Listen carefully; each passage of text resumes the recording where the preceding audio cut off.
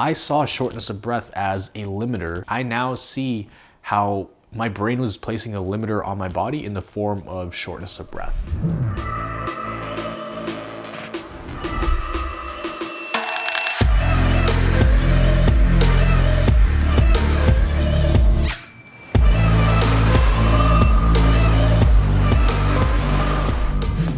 How's it going, guys? Miguel here from CFS Recovery. This channel is dedicated to helping people recover from CFS or chronic fatigue syndrome or any hypersensitive nervous system disorder. In today's video, we're going to be talking about a very scary symptom, one of the most scary symptoms that I've experienced alongside heart palpitations and high heart rate. And this symptom is shortness of breath. Shortness of breath can be absolutely terrifying. I know exactly what it feels like. It can lead to things like panic attacks and anxiety attacks. It can feel like your lungs are literally shutting down, and it can feel like you're running out of oxygen. And it's one of the scariest things to deal with because this one symptom can lead to a host of other symptoms, things like lightheadedness, high heart rate, tingling in the hands and feet, pins and needles, vertigo, along with a host of other things. In the beginning, I didn't get too much shortness of breath. It was typically fatigue and anxiety. I didn't even know what anxiety was at the time, but turns out, yes, I was very anxious. I was always worrying about things. At the time, I was worrying a lot about work, overthinking. I just didn't know how to shut my brain off. Eventually, that fatigue and anxiety led to more and more symptoms like brain fog, insomnia, and shortness of breath. Now, I first started noticing shortness of breath when I'd go up a flight of stairs and find it very difficult to catch my breath. And that happened quite a bit. And it wasn't just with stairs, it was even just bringing groceries into the house, even going up the stairs in my own house at the time, walking up a sidewalk that just had a slight incline. And it didn't really make sense what was going on. I was like, okay, this is weird. I've never really had this before. So at first, it's like, okay, whatever. I'm probably just tired. But it kept happening. And I was a personal trainer at the time, so I'm picking up weights, cleaning the gym, giving my personal training clients weights, showing them how to do the exercises, and I was getting very out of breath for some reason. Keep in mind, back in high school, I was wrestling team captain. I played football, I played rugby, did track and field. I was a very active guy, right? It's not like I was physically unfit. I was very fit on the outside at least. And prior to all of this, I was working out 5 times a week, no problem. So when I had this, it confused me. But as time went on, this shortness of breath, along with other things like heart palpitations and high heart rate all the time and insomnia, all these things compounded over each other. The high heart rate and the heart palpitations would make me feel very anxious because I thought I was having a heart attack. And in being more anxious, my breath started increasing. Then I started getting shortness of breath. I couldn't catch my breath. And that led to many panic attacks that I had. You know, there were times when I was just sitting in the car driving and I went through a tunnel and I felt almost claustrophobic because I felt like there was nowhere to run or nowhere to escape in the tunnel. I started getting shortness of breath, and shortness of breath led to a panic attack inside a tunnel while I'm driving like 100 kilometers an hour.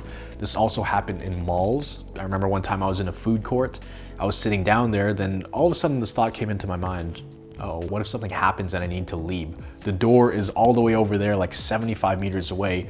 That's not enough time for me to escape the situation, and had a panic attack in the food court. And it all started with me feeling anxious, having these weird thoughts, and then I started getting shortness of breath, and now I'm like, oh crap, I better get out soon to catch my breath. And shortness of breath, looking back now, knowing what I know from everything I teach on this YouTube channel about how the hypersensitive nervous system can cause the brain to place limiters on the body, I saw shortness of breath as a limiter. I now see how my brain was placing a limiter on my body in the form of shortness of breath. Now, there's a lot of ways the brain places limiters on the body. There's a lot of primary and secondary symptoms, as I like to call it. You can see them up on the screen here.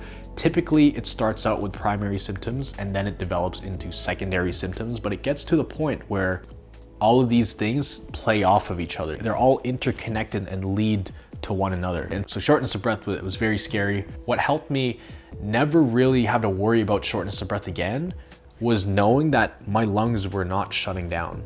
because for the longest time, that's what I thought was happening. It literally feels like someone's pressing into your chest and you can't take a deep exhale, or you're not getting enough oxygen. When you have the sense that you're not getting enough oxygen, your heart starts pumping really fast. You start to worry more. That leads to lightheadedness, and maybe you start hyperventilating actually to try to catch oxygen, and that can lead to pins and needles in your hands and feet, and you can feel very lightheaded. I had that happen a few times. When I realized that there was actually nothing physically wrong with my lungs, that they were fully capable of supplying my body with enough oxygen and they were capable of functioning properly, it really helped overcome that fear.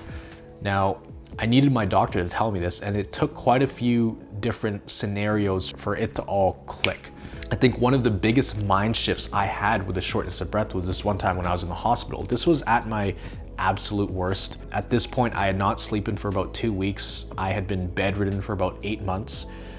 Completely bedridden. I was on all these different supplements from a naturopath, and my grandpa at the time, who was taking care of me, he was helping push me up the stairs coming back from doctor's appointments. He was pushing me in a wheelchair. He was bringing me to my blood test. He was giving me shoulder rubs at nighttime when I was crying because I thought my life was over. He was the one praying over me. Him and my grandma were like my rock during recovery, and he actually passed away while I was sick.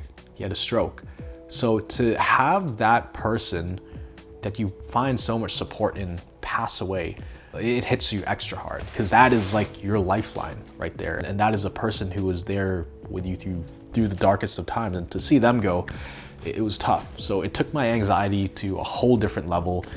Anyways, for 2 weeks, I did not sleep. Body was extra wired. I was crying, just emotions were a mess.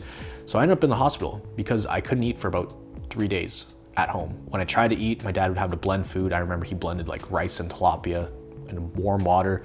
It was disgusting, but I needed to eat at the time, couldn't go to the washroom, digestion was all messed up. So we ended up calling the ambulance. I get to the hospital after having not slept for about 2 weeks, and I'm starting to go insane here. I'm hearing voices, and when you don't sleep for that long, you start to feel like you're going crazy, right? So the first night goes by, I don't get any sleep at all. They gave me this weird medication for upset stomach. I think it was called Zofran. And it's weird because every time I would almost fall asleep, I was on the brink of falling asleep, it was like a seizure-like feeling. Like my whole body would just jolt. It felt like you're onto a mini car crash or something. That's how fast my body would jolt. And so I didn't get any sleep. So the next day I was so tired that I was having trouble breathing. So much so that I told him, I was like, guys, I can't breathe. I need oxygen. I couldn't talk properly. I was basically whispering. I was like, I need oxygen. I can't breathe properly. And I was so exhausted that it was hard to like inhale. I think it was that plus the major like severe anxiety and not sleeping for 2 weeks. Anyways, about 2 hours later, it gets really bad. I cannot get a breath in, very anxious. I literally feel like I'm dying. That day they did an ultrasound and I couldn't even move in the bed. So they had to scoop me up, attach me to this thing on the ceiling and move me to another hospital bed and then roll me down there and then move me back. But eventually I felt like my lungs had stopped working.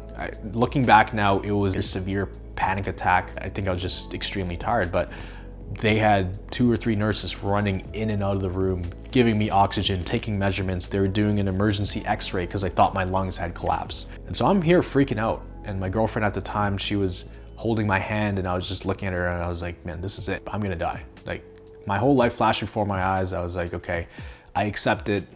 22 years old, and I'm gonna die right here. They do the emergency x-ray, they look at the scans, and then next thing you know, my amazing doctor comes in.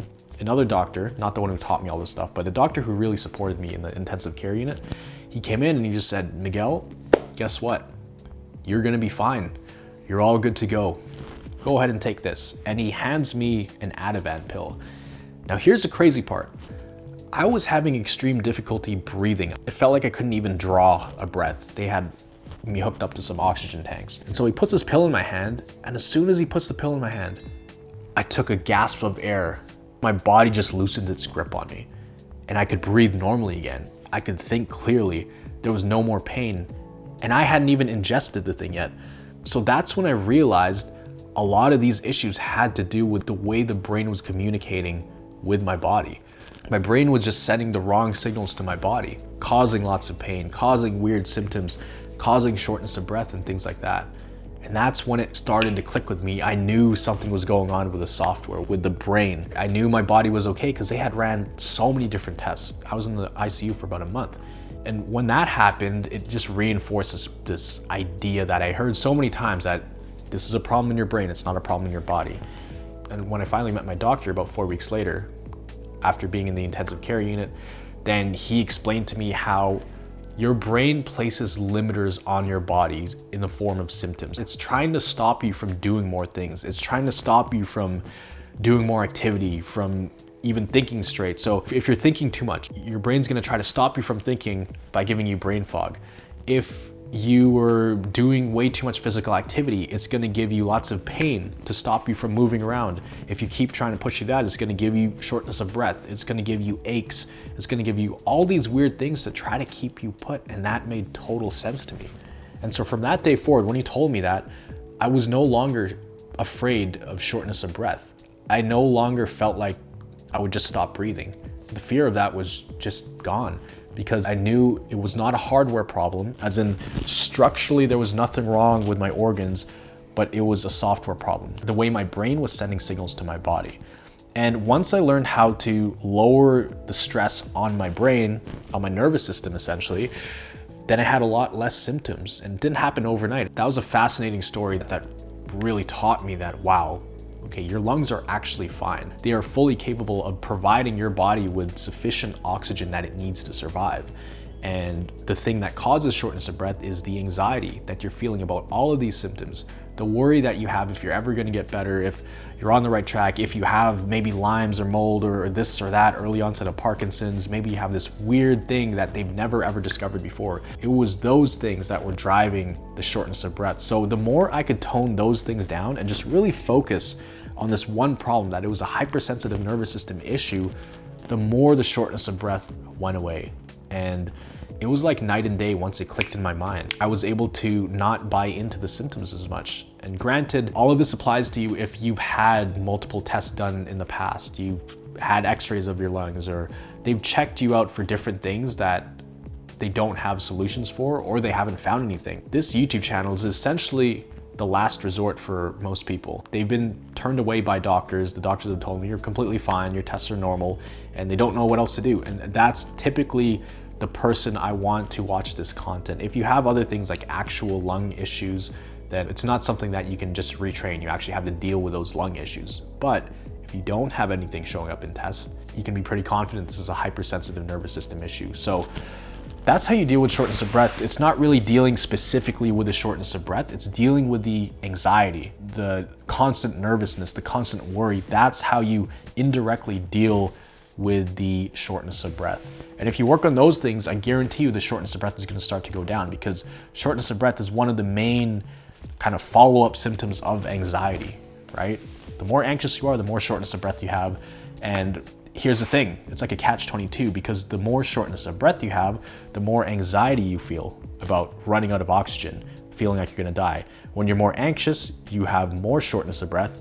You have more shortness of breath, you have more anxiety, and it becomes this thing where it can spiral out of control, and that's when you have something like a panic attack, and it can feel like you're gonna die. And once you have the panic attack, there are residual symptoms after the panic attack, and I actually break that down in one of the Recovery Science Blueprint documents that you can find in the link down below. It's pretty much the roadmap that my doctor gave me to help me understand what was going on, and it just gave me clarity on what I needed to do to get better, what recovery looked like. And I'm a very visual person, so these diagrams really helped. I've pretty much narrowed it down to a handful of pages, breaking down everything that's going on with your body and what you need to do to pretty much break out of the cycle. So if you did enjoy this video, make sure to hit that subscribe button, hit that like button, and I want you to share down below, what is your biggest takeaway from this video? What is the biggest thing that you learned? Because every single video we do a subscriber highlight. The highlight for this episode is from Dan. He says, I'm trying to walk once every other day around 100 meters, and that works fine. Though sometimes I need a 2-day adjustment period, but not a crash anymore, luckily.